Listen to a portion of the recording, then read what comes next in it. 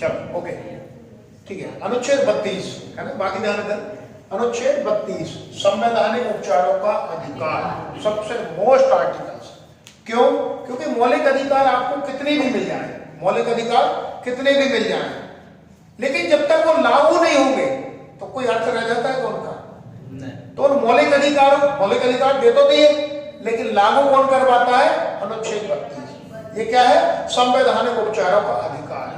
और इस अधिकार को संविधान की आत्मा कहा है। डॉक्टर भीमराव अम्बेडकर ने इसे संविधान की आत्मा कहा है। अनुच्छेद 32 में संविधान की मूल विशेषता है। क्या है?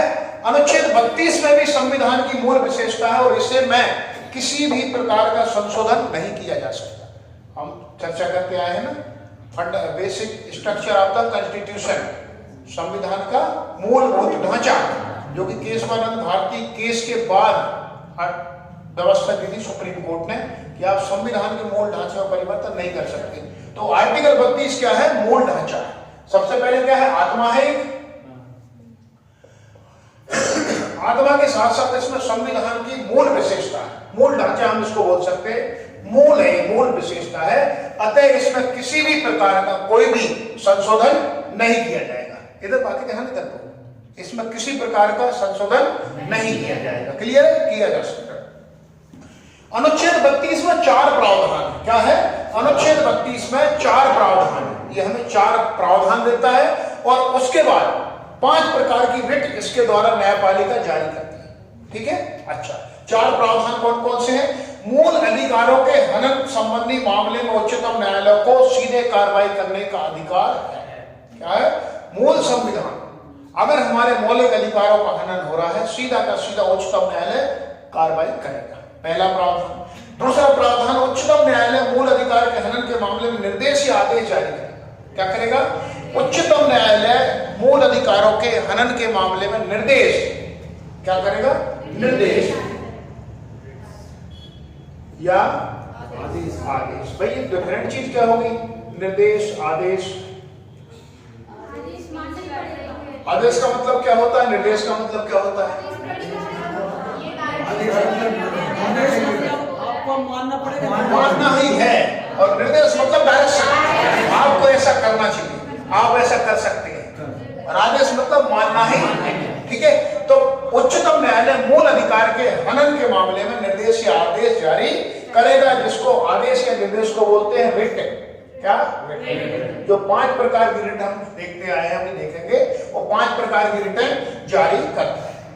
संसद को शक्ति है, इसमें एक प्रावधान और है, संसद को शक्ति है कि वो अन्य न्यायालयों को भी लिस्ट जारी करने की शक्ति दे सकता है। यानी कि अभी तक रिट जारी कौन कौन करता है? सुप्रीम कोर्ट और हाई कोर्ट, उच्चतम न्यायालय और उच्च न्यायालय। लेकिन अगर भारत की संसद चाहे कि आपका सेशन कोर्ट, डिस्ट्रिक्ट, जो भी जितने भी कोर्ट है, वो भी रिट जारी करे, तो रिट जारी करने की शक्ति दे सकता है। ठीक है? रिट जारी करने की शक्ति संसद किसी भी न्यायालय को दे सकता है। लेकिन इसमें एक कंडीशन देनी है कि संसद किसी भी न्यायालय को शक्ति तो दे सकता है, लेकिन रिट जारी करने की शक्ति सुप्रीम कोर्ट के पूर्वाग्रह से रहित होना चाहिए। पूर्वाग्रह से रहित का मतलब है उसको ओवरटेक ना करें, सुप्रीम कोर्ट वाली शक्ति को ओवरटेक ना करें। इसको संसद को ध्यान रखना पड़ेगा। उच्चतम न्यायालय जाने के अधिकार को, जो हमें आर्टिकल 32 देता है, संवैधानिक उपचारों का अधिकार, किसी भी व्यक्ति की जो मौलिक अधिकार है 6, छठवां तो ये हो गया। 5 जो अधिकार है, कौन कौन से 5? समानता का, स्वतंत्रता का, शिक्षा, धर्म संबंधी, संस्कृति, ठीक है, और शोषण। अगर इन 5 के 5 अधिकार का हनन होता है, आप 6वें अधिकार अर्थात अनुच्छेद 32 के तहत आप कोर्ट जा सकते हैं। कहां जा सकते हैं? कोर्ट। इस कोर्ट जाने के अधिकार को कोई भी आपका रोक नहीं सकता, कोई भी रोक नहीं सकता, लेकिन भारत का राष्ट्रपति रोक सकता है कि आप कोर्ट भी ना जा सकते। आर्टिकल 359, 359 के तहत राष्ट्रपति आपातकाल के दौरान आपके इस अधिकार को स्थगित कर सकता है। अब इससे क्वेश्चन कैसे आते हैं? क्या अनुच्छेद 32 को स्थगित किया जा सकता है? बिल्कुल किया जा सकता है। कौन कर सकता है? राष्ट्रपति। किस अनुच्छेद के तहत करेगा? 359। आर्टिकल 359 के तहत आपके अनुच्छेद 32 के अधिकार को छीना जा सकता है, अर्थात कोर्ट जाने के अधिकार को छीना जा सकता है। क्लियर है? ठीक है, तो ये 4 इसमें प्रावधान हो गए। कौन कौन से प्रावधान है? 4। सबसे पहले मूल अधिकारों के हनन के मामले में उच्चतम न्यायालय को कार्रवाई का अधिकार है, और उच्चतम न्यायालय मूल अधिकार के हनन के मामले में या तो आदेश जारी करेगा या निर्देश जारी करेगा। घड़ी ऐसी कर रहा है, फ्लैश आ रहा है उसका, रिफ्लेक्ट हो रहा है। ठीक है, अच्छा। तीसरा है संसद के पास शक्ति है। किसके पास है? संसद की रिट संबंधी अधिकार वो सुप्रीम कोर्ट, हाई कोर्ट के पास तो है ही, उनसे इतर और किसी कोर्ट को देना चाहे तो दे सकता है। ठीक है, और चौथा क्या है? चौथा है अनुच्छेद 32 को भी स्थगित किया जा सकता है, अर्थात आपके कोर्ट जाने के अधिकार को भारत का राष्ट्रपति स्थगित कर सकता है अनुच्छेद 359 के तहत। क्लियर है? निलंबन इसका कर सकता है। ठीक है, अच्छा। उच्चतम न्यायालय मूल अधिकारों के संरक्षण की गारंटी देता है। किसके? मूल अधिकारों के संरक्षण का गारंटी दाता कौन है? उच्चतम न्यायालय। ठीक है, उच्चतम न्यायालय हमें गारंटी देता है, यानी कि आपके मौलिक अधिकारों का हनन होता है, आप सीधे उच्चतम न्यायालय जा सकते हैं। ठीक है, क्योंकि आर्टिकल 32 स्वयं अपने आप में मौलिक अधिकार है, तो उच्चतम न्यायालय भी नहीं सुनवाई करने से मना कर सकता। बीच में एक विवाद आया था जिसमें बोला गया था कि भैया जब एक व्यक्ति के पास अधिकार है कि अनुच्छेद 226 के तहत, किसके?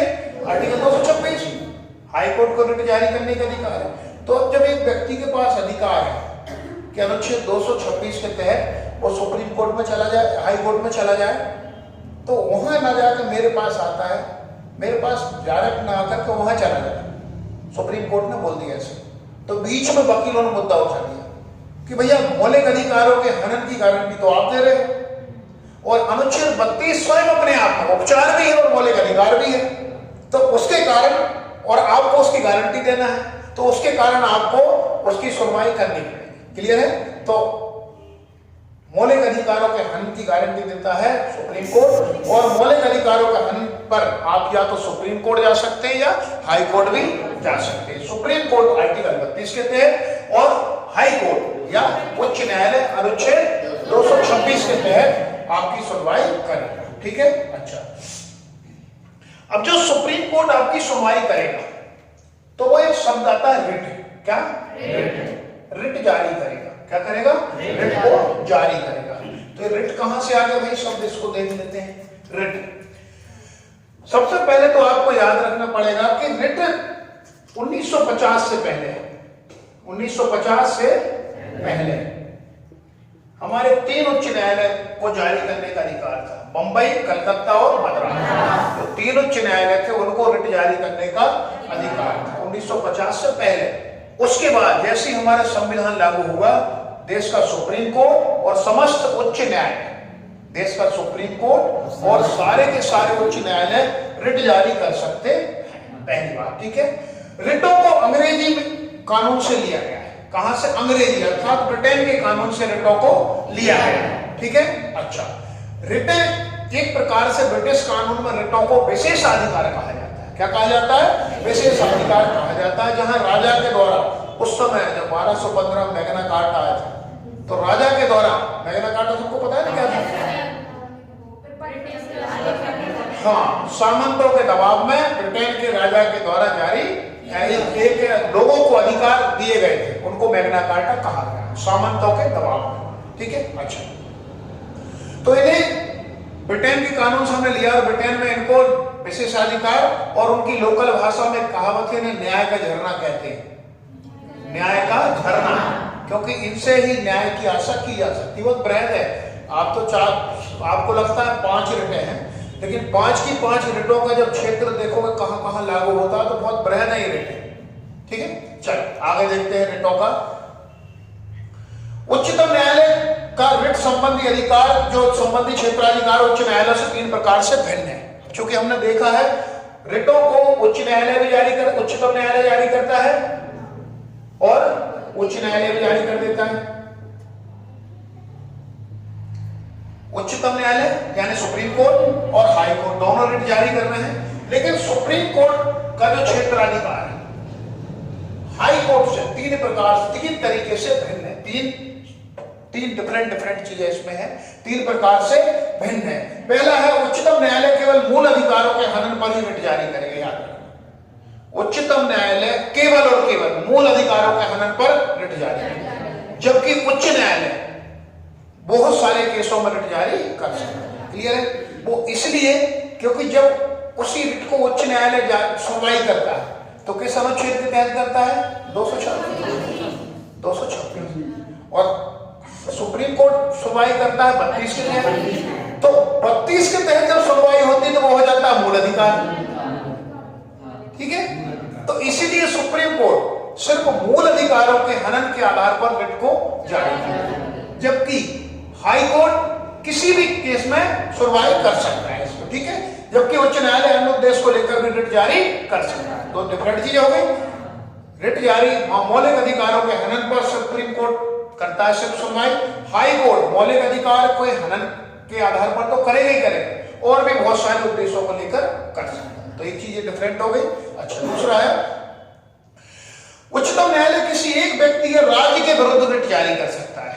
उच्चतम न्यायालय किसी एक व्यक्ति, क्या एक व्यक्ति या किसी राज्य के विरुद्ध रिट जारी कर सकता है, जबकि हाई कोर्ट संबंधित राज्य या जिस राज्य में कोई केस है उसके संबंध में जारी कर सकता है। तो ये दो डिफरेंट हो गए।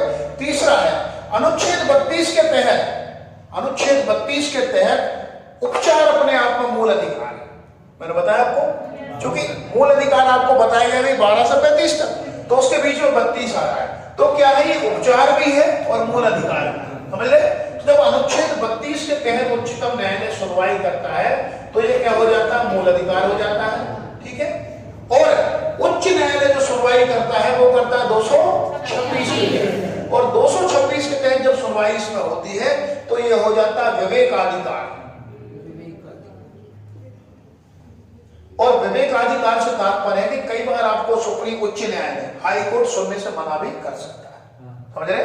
कई बार आपको हाई कोर्ट सुनने से मना भी कर सकता है। समझिए डिफरेंट क्या थे? उच्च न्यायालय सुप्रीम कोर्ट अर्थात उच्चतम न्यायालय का उच्च न्यायालय से रिट संबंधी रिट जारी करने का क्षेत्राधिकार तीन प्रकार से भिन्न है। कितने प्रकार से? तीन प्रकार। पहला है उच्चतम न्यायालय सिर्फ मौलिक अधिकारों के हनन के आधार पर ही रिट जारी करेगा। उच्चतम न्यायालय, मैं शॉर्ट में बोलूंगा हाई कोर्ट, इंग्लिश में जरा इजी है ना। और sorry supreme court, SC supreme court मौलिक अधिकारों के हनन के आधार पर ही रिट जारी करेगा। हाई कोर्ट मौलिक अधिकारों के हनन के साथ साथ अन्य किसी उद्देश्य पर भी जारी करेगा। पहली हो गई। दूसरा हो गया उच्चतम न्यायालय किसी व्यक्ति या राज्य किसी सरकार के विरुद्ध जारी कर सकता है। कौन? उच्चतम न्यायालय सुप्रीम कोर्ट। जबकि हाई कोर्ट संबंधित राज्य या दूसरे राज्य का कोई व्यक्ति उसके खिलाफ जारी कर सकता है। अनुच्छेद तीसरी तरीके से कैसे भिन्न है? अनुच्छेद 32 के तहत क्योंकि रिट जारी होती है सुप्रीम कोर्ट में, और अनुच्छेद 32 के तहत रिट या अनुच्छेद 32 एक उपचार है, संवैधानिक उपचारों का अधिकार। उपचार के साथ साथ ये मूल अधिकार भी है।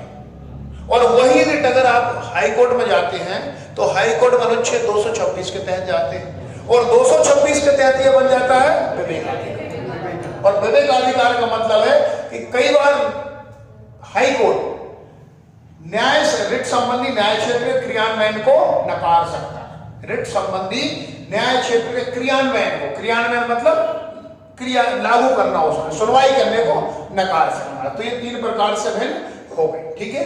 अगर देखेंगे रिटें कितने प्रकार की होती है, यहां तक सबको क्लियर है? इसको रोक दो।